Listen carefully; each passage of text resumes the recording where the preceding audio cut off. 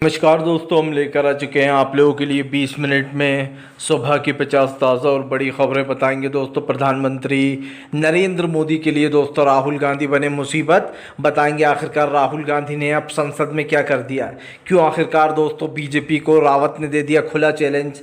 संजय रावत बोले महाराष्ट्र में बीजेपी कितने इंजन ले आए वो चुनाव हार जाएगी असेंबली का। और क्यों आखिरकार दोस्तों भारतीय जनता पार्टी के नीट पेपर लीक पर मचा है घमासान। आम आदमी पार्टी से लेकर तो कांग्रेस तक उतरी सड़कों पर, नरेंद्र मोदी को लिए लपेटे में। तमाम मुद्दों पर होंगी बात। बताएंगे आखिरकार क्यों स्पीकर को लेकर पेच फंस गया बीजेपी में। दरअसल दोस्तों आपको बता दें चले प्रधानमंत्री नरेंद्र मोदी के लिए मुसीबत बने राहुल गांधी। आपको बताते चले दरअसल नीट परीक्षा में अब राहुल गांधी ने बीजेपी को लिया लपेटे में। आपको बताते चले राहुल गांधी ने बीजेपी के ऊपर हमला बोल दिया नीट पेपर लीक होने पर। दरअसल दोस्तों अब तक जितने भी एग्ज़ाम हुए उन सब के पेपर लगभग लीक हो गए हैं। और ये मानकर चलिए जो पेपर लीक का ये जो बाकायदा वो चला है दोस्तों चलन, इसको लेकर बीजेपी बुरी तरीके से घिर चुकी है। ऐसी को लेकर अब ज़ोरदार तरीके से हंगामा भी हो रहा है। आपको बताते चले प्रधानमंत्री नरेंद्र मोदी के ऊपर भड़कते हुए राहुल गांधी ने कहा कि एनटीए पूरा बर्बाद हो चुका है और एनटीए को दोस्तों पूरे बंद कर देना चाहिए, उसे बैन कर देना चाहिए।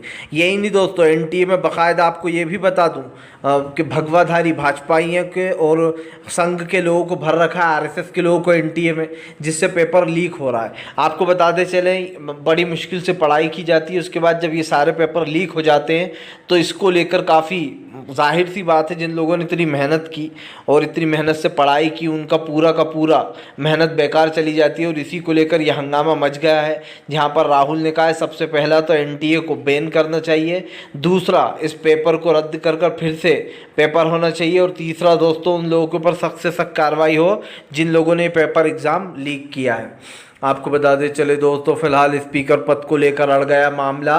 चंद्रबाबू नायडू को मनाने में जुटी बीजेपी, ना नीतीश की सुन रहा है वो, ना ही दोस्तों बीजेपी की सुनने को राजी हैं। दरअसल दोस्तों आपको बताते चले साफ दिखाई दे रहा है चंद्रबाबू नायडू को रोकने की कोशिश की जा रही है ताकि वो स्पीकर पद ना लें, लेकिन आपको बताते चले चंद्रबाबू नायडू मानने को तैयार नहीं है। दरअसल स्पीकर पद को लेकर मामला फंसा हुआ है दोस्तों पेच। हालांकि कुछ लोग तो ये कह रहे हैं कि भैया स्पीकर पद तो जो है वो बीजेपी लेकर रहेगी, बीजेपी नहीं छोड़ना चाहती। लेकिन आपको बताते चले चंद्रबाबू नायडू ने साफ साफ चेतावनी दी है कि उनको अगर एनडीए स्पीकर पद नहीं मिला तो वो एनडीए का हिस्सा भी नहीं रहेंगे। हालांकि हम ये भी बता दें कि बीजेपी दोस्तों पैसों के बल पर गेम करना चाह रही होगी कि चंद्रबाबू नायडू को पैसे दे दे और स्पीकर पद खुद हासिल कर। आपको तो पता ही है पैसों के बल पर विधायक खरीदना, सरकारें गिराना ये बीजेपी का पेशा बन चुका है। यही कारण जो स्पीकर पद को लेकर मामला फंसा हुआ है, क्योंकि इंडिया गठबंधन ने तो ऐलान कर दिया है कि अगर बाई चांस चंद्रबाबू नायडू को ज़रूरत पड़ी तो इंडिया गठबंधन उनको अपनी सीटें देगा, यानी कि उनको समर्थन देगा और समर्थन के साथ साथ उनका स्पीकर तैयार होगा। लेकिन आपको बता दूं स्पीकर पद इसलिए भी ज़रूरी हो जाता है दोस्तों क्योंकि 1999 में स्पीकर पद की वजह से ही अटल बिहारी वाजपेयी की सरकार गिरी थी और इसीलिए स्पीकर पद को लेकर लंबे समय से लड़ाई चल रही है। नरेंद्र मोदी के पास सिर्फ एक ही विजन है दोस्तों कि वो विपक्ष की लंगड़ी सरकार पर खड़े हुए हैं। अब लंगड़ी सरकार दोस्तों जिसको बहुमत मिला नहीं है, तो कम से कम प्रधानमंत्री जो है वो नायडू और नीतीश के बल पर खड़े हुए हैं। लेकिन दोस्तों जिस दिन भी इनमें से एक भी विकेट गिर गया या एक भी पिलर हिल गया तो दोस्तों पूरा का पूरा घर नीचे आन पड़ेगा एक तरीके से, क्योंकि नरेंद्र मोदी की राजनीति जो हो रही है वो हमें दिखाई दे रही है। अब की बार सरकार नहीं बना पाए तो इनके कंधे पर बंदूक रखकर सरकार बनाइए, लेकिन देखते ये हैं कब तक ये सरकार चल पाएगी, क्योंकि स्टेबल सरकार नहीं है। आपको बताते चले दोस्तों फिलहाल भारतीय जनता पार्टी को लगा 440 वाट का झटका। महाराष्ट्र बीजेपी में जोरदार बगावत दोस्तों, एकनाथ शिंदे का गुट बीजेपी नरेंद्र मोदी से भिड़ गया। दरअसल दोस्तों महाराष्ट्र में लगातार मंत्रालय बैठने के बाद लगातार गुस्सा चरम सीमा पर पहुंच गया है एकनाथ शिंदे का। यही नहीं, एकनाथ शिंदे के साथ साथ बीजेपी के तमाम नेताओं में दरार भी पड़ चुकी है शिंदे और अगला मिशन क्या है ये भी मैं आपको बता दूं। अब बीजेपी दोस्तों एकनाथ शिंदे को किनारे लगाने की कोशिश करेगी। अगर शिंदे ने जल्दी कुछ नहीं किया तो आप लिख के ले लीजिए, एकनाथ शिंदे को सीएम पद से हटाएगी बीजेपी और उनको किनारे लगाने की कोशिश करेगी। ये तो तय है, क्योंकि बीजेपी एक चीज़ जान चुकी है कि एकनाथ शिंदे को कोई वोट नहीं देने वाला। और वैसे भी दोस्तों अब तो चुनाव ही आ गए हैं, तो बीजेपी को एकनाथ शिंदे की ज़रूरत नहीं पड़ेगी। बीजेपी दूध में से मक्खी की तरह एकनाथ शिंदे को निकाल देगी और उनके जीते हुए विधायक को खरीद लेगी। ये बात आप लिख कर रख लीजिएगा, क्योंकि दोस्तों सब जानते हैं कि बीजेपी की फितरत और राजनीति क्या है। जब कोई उसकी बात नहीं मानता तो वो उनके विधायकों को खरीद कर अपनी पार्टी में शामिल कर लेती है और वो विधायक बड़ा आराम से बिक भी जाते हैं, क्योंकि उनको अच्छा खासा अमाउंट मिल जाता है। तो जो एकनाथ शिंदे ने उद्धव ठाकरे के साथ किया, अब दोस्तों देख लेना आप, वो ही जो विधायक हैं दोस्तों वो एकनाथ शिंदे के साथ करेंगे, क्योंकि वो नरेंद्र मोदी के सामने बिक जाएंगे।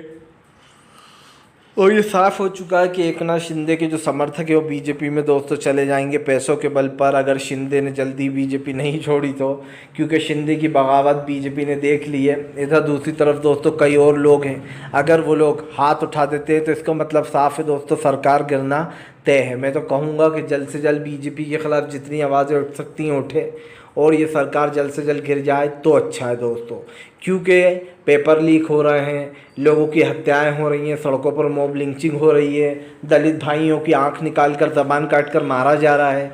तो ये कैसी सरकार है जो क्राइम नहीं रोक पा रही।